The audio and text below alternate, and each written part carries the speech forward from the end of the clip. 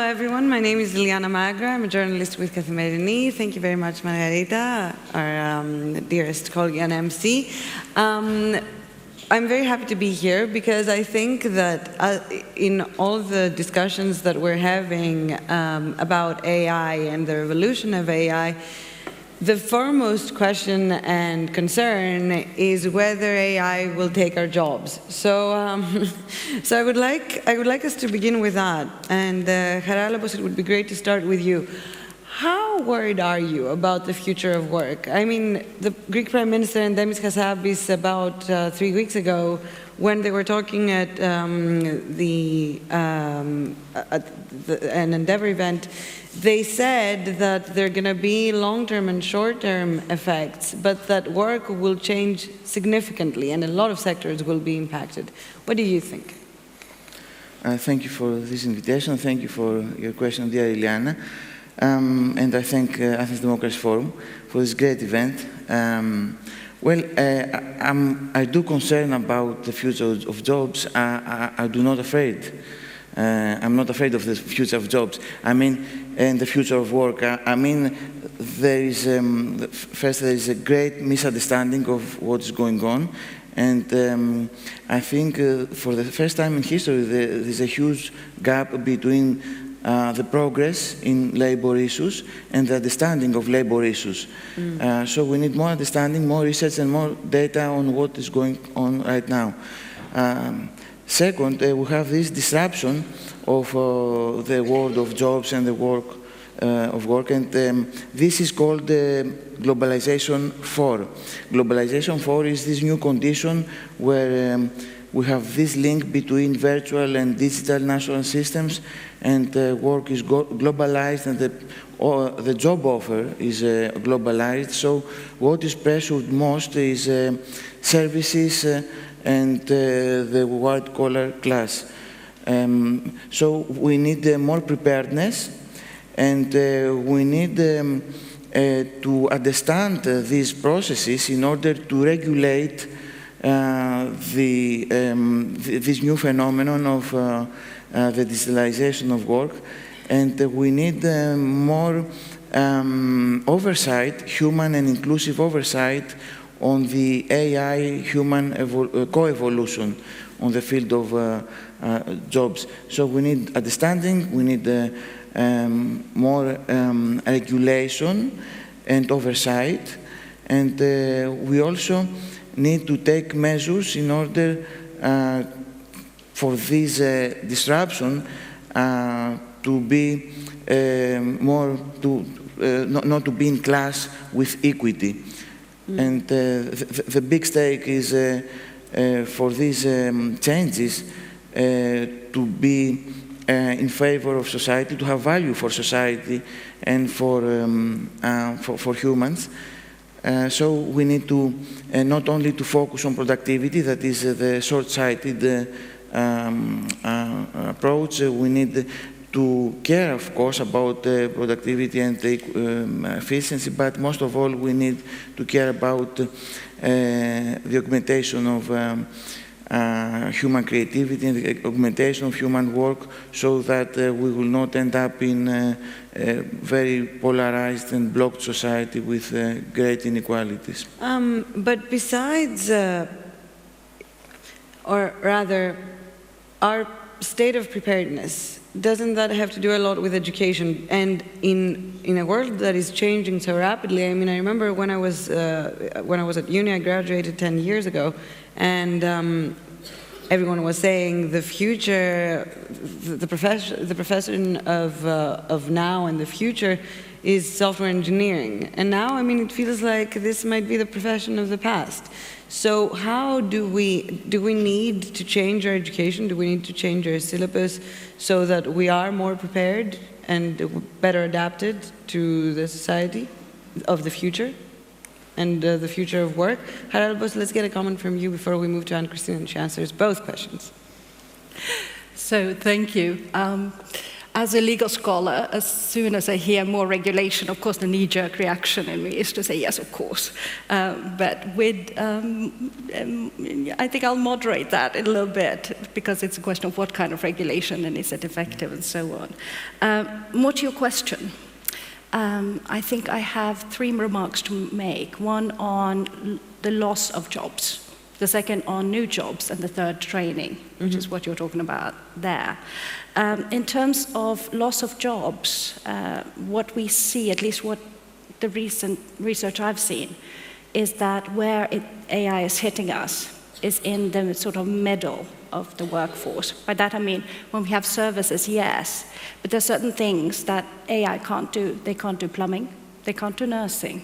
What they can do is accounting, what they can do is law. And then the very expert things, like brain surgery, they can't necessarily do, but they will. So it's hitting the middle classes, the AI at the moment, something to think about when we also think about how AI is leading to automation, an atomization of work, a return to Taylorism or Fordism that we saw from the 1950s. So broadening my scope there to say it's not just about what jobs are we losing. We're losing the creatives, we're losing the actors, we're losing the musicians. It's what's happening to the people who are staying in the workforce. What we're particularly seeing is the introduction of AI as a tool of workplace surveillance. And more neurotechnology is coming in here to see for cognitive performance and so on.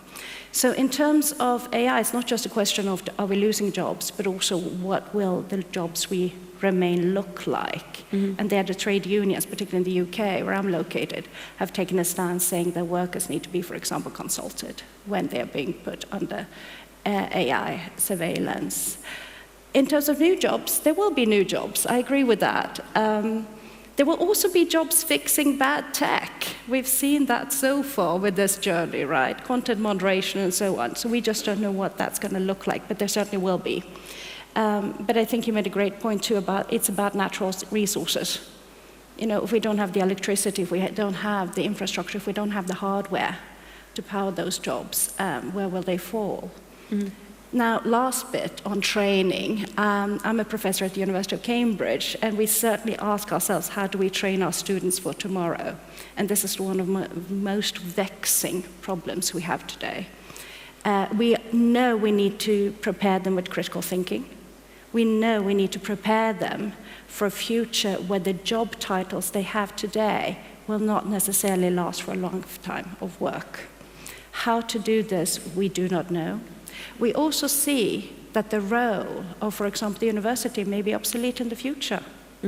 We might have modular training, and we think about Sustainable Development Goal number 4, lifelong learning. We're no longer going to be able to train for just a period of our lives and then think we're skilled. Can I ask you, I mean, which jobs do you think that have, right now, with with what we know so far and the training that we've got so far, which jobs do you think are more likely to stand the test of time? For example, are plumbers likely to, not be replaced? Are fishermen? I don't know, is it people who work in the tourism sector because we need, the service? Maybe the AI, cannot necessarily greet residents at a hotel or tourists in the way that a human being can. Or is it in the arts? I mean, which sectors do you think will stand the test of time during this AI revolution? I think it's incredibly difficult to say. I do think that those manual jobs that you mentioned are resistant. They will, these things get more automated, but they're resistant. I think we might see a safeguarding of jobs that are fundamentally about humans interacting with humans. We are seeing a rise in therapy chatbots, for example. I think that's a passing trend. We do want teachers in the classroom with our children, real teachers, human teachers, and so on. So anything that has to do, we want compassionate nurses, we want compassionate doctors. So those professions, I do think, will stay. What about you, Charalambos? What do you think? I think that journalism will exist. in the near future. Well, everything that has to do with human intelligence, social intelligence, communication, soft skills, with empathy and human moral judgment. I think that automation is the one side of the coin. Automation is fine, automation of businesses is fine, automation of dull and boring and dirty jobs is fine, but we have to focus more on the other side of the coin, which is augmentation. I mean, there are many, many other jobs, as you say, that will be created within this disruption of the field of jobs. And I think in the course of history, there is a continuing discourse about loss of job, the end of the world, etc. But I think that jobs are created all the time, new jobs, and we have a continuing human progress despite the loss of all jobs.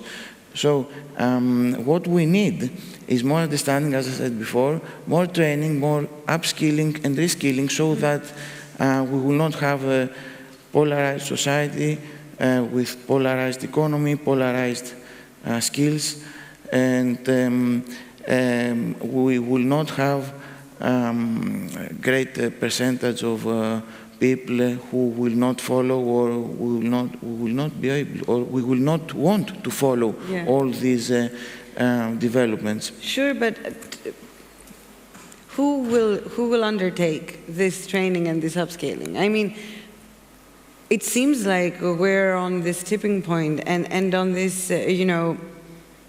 time period in the historical sense, where we're on the cusp of change.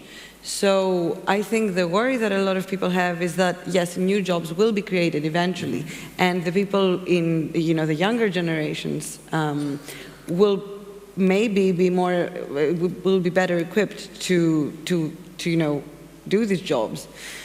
But the people in the generations that have already been trained and have already been working, will they find themselves out of work? And in this new world, I mean, is there a space for them? I think that this is the worry. So if we can have one quick comment on that before we move on to regulations. I think, yes, there will be. And what I think is incredibly interesting is to see that we're seeing a shift away from training for engineering or those kind of very sort of clear computer sciences, because AI has taken that over, and back to humanities, back to philosophy, back to critical thinking. It's not seeped through the architecture yet of the institutions, but that's what we're seeing a call Really? for. Yes, because that's what we as human beings are unique at, and we need people who can make good judgments. So I think also we need to think very critically about the time we're in terms of this, to my mind, often false idea of time pressure, and the winning game. We know that we're in an economic model that is broken, so we're going to have to find new ways of thinking about jobs for the future, and perhaps take a little bit more time to think about it and just try to be the latest national leader of something. Well, I really think, and I really agree, that people need more time to understand and prepare. As far as reskilling, upskilling is concerned, Europe discusses about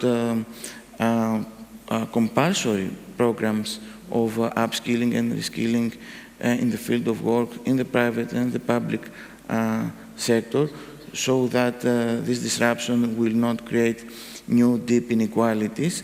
And I think that education is very serious, equally serious with IT investments. I mean, because we have this productivity paradox. We have IT investments, we have a lot of money on AI, but this is not translated in human prosperity or innovation boost.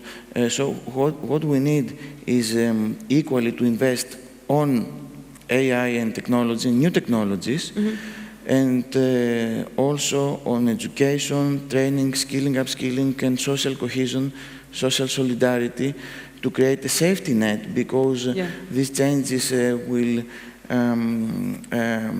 sideline a group of people what the governments need to think is proactively is to create frameworks of governance which are proactive,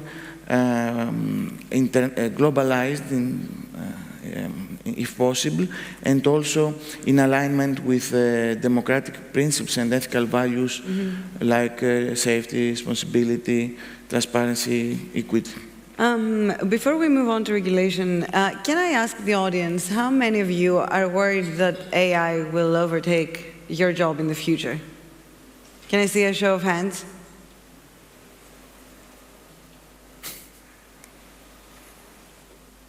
Okay, well, it seems like it's a split room.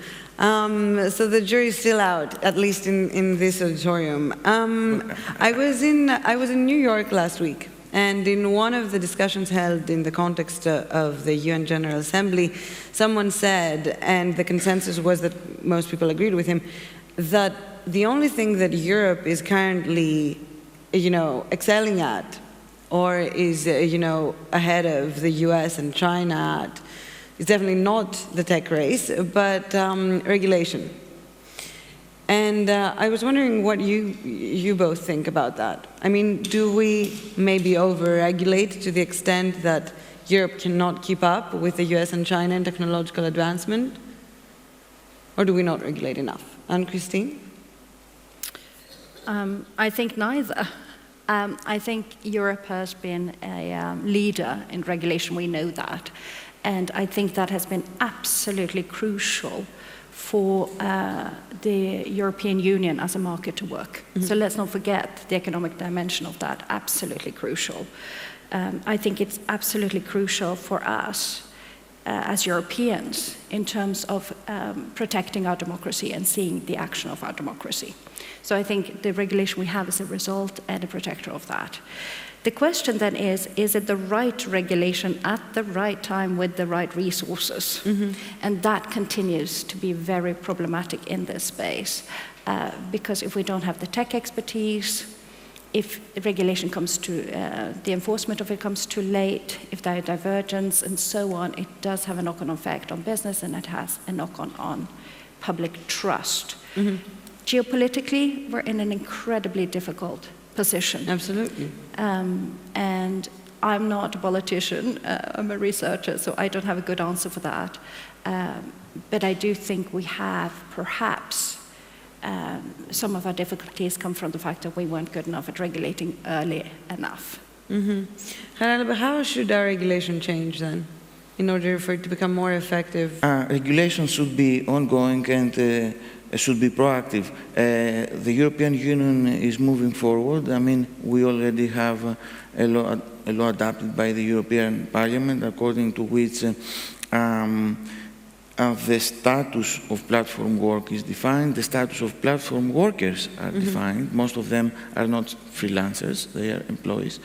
And AI in work is high-risk AI, according to the EU Act. AI Act. So an algorithm cannot fire you, cannot fire any of us, and AI should respect our rights, our social and working rights, because platforms, in extent, are employers, act as employers. So we have to cast light and make all these processes visible, and the workers more visible, and the right more visible, and to think otherwise. I mean, there are many other paradigms like platforms or work as cooperatives, as public services, in the social economy, in solidarity economy.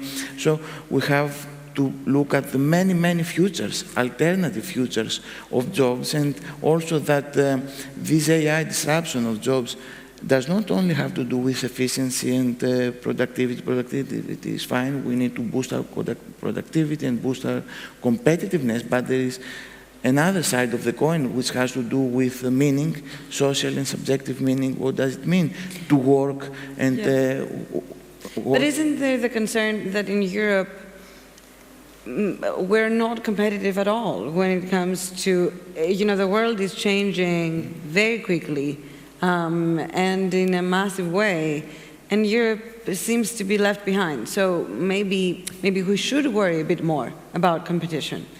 I don't know. But then the question is regulation the right place to look for an answer? Mm-hmm. I think, yes, competition is huge here. I think the economic model we have, that's perhaps where the problem is. Not to take away the regulation and make it even more cutthroat and more monopolistic than it already is. And I couldn't agree more with the idea of remembering that human workers, human people are not interchangeable with AIs and agentic AI. So we need to have regulation that protects the dignity of the human being, that ensures we have a sense of agency, because without that we don't have a democracy. So let's find a different way to have an economic model. Let's not just get away with regulation. But if we are to look for a different economic model, would that have to be on an EU level or on a country by country basis? I think we need to be as brave as the good people at Bretton Woods and other places right after World War II and think that was a moment of crisis.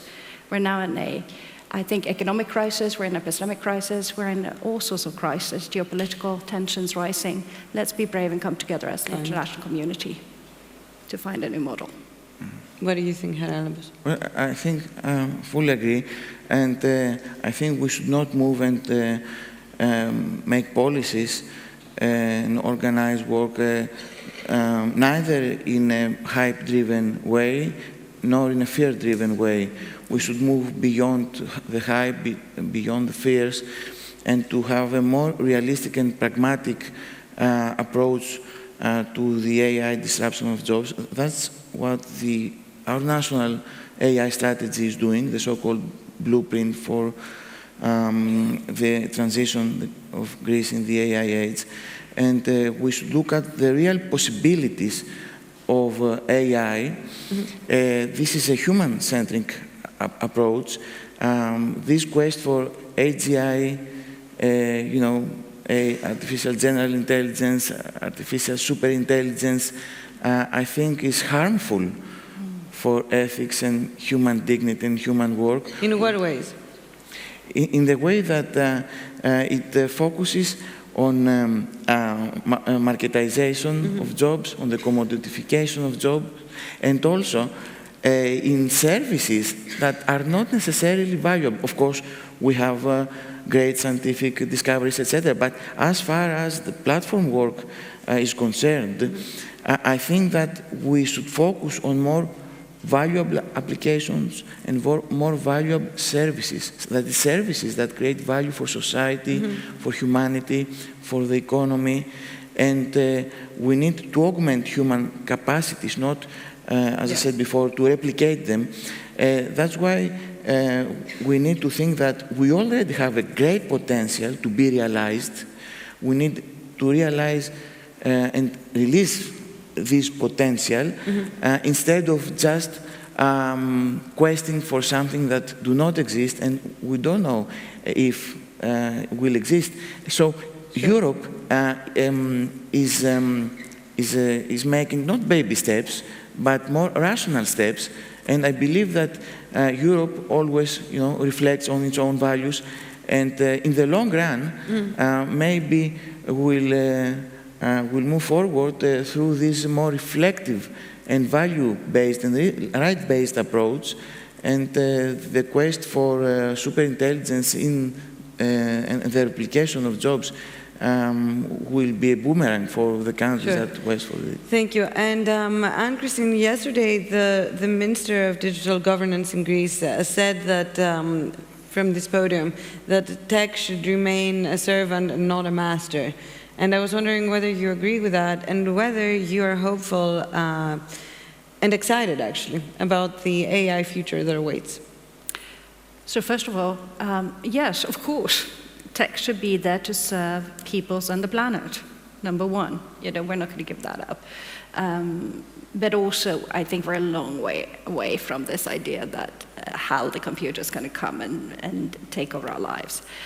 So we need to take responsibility for the code and the outcome of it. Am I optimistic? I'm extremely optimistic. Look at us in this room. We believe in democracy. We believe in progress. We believe in that humans are the most valuable thing we have, along with the planet. So coming together, yes, of course. Thank you very much. And we have 17 seconds left. So yes or no from you as well, Charalambos. Are you optimistic and excited? I think it's great to connect all this discussion about the future of jobs and future of work with democracy, because if we get into or move into the automation paradigm, we will have wages driven down, pressure on the wages, and pressures on the autonomy of the subject. So we have the crisis of democracy, we have a kind of democratic fatigue syndrome. The autonomy of the subject is weakened, so we should boost the autonomy and the agency of humans in order to live in a fully democratic society. Thank you very much, and thank you all for being here. Thank you. Bye-bye.